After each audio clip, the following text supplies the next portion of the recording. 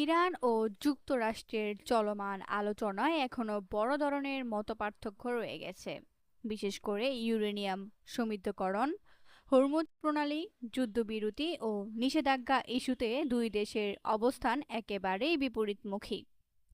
ইরানের উপপররাষ্ট্রমন্ত্রী কাজেম গারিবাদাবাদি দেশটির পার্লামেন্টের জাতীয় নিরাপত্তা কমিশনে দেওয়া বক্তব্যে জানিয়েছেন, ইউরেনিয়াম সমৃদ্ধকরণের অধিকার থেকে সরে আসবে না তেহরান।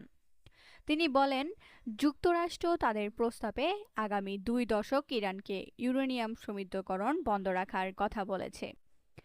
তবে তেহরান এই সময়সীমাকে অগ্রহণযোগ্য বলে প্রত্যাখ্যান করেছে। ইরান আরও জানিয়েছে, লেবানন সহ সব ফ্রন্টে যুদ্ধ পুরোপুরি বন্ধের নিশ্চয়তা না পাওয়া পর্যন্ত তারা পারমাণবিক কর্মসূচি নিয়ে আলোচনায় যাবে না। অন্যদিকে যুক্তরাষ্ট্র বলছে, যুদ্ধ বন্ধের বিষয়টি আলোচনার অগ্রগতির উপর নির্ভর করবে।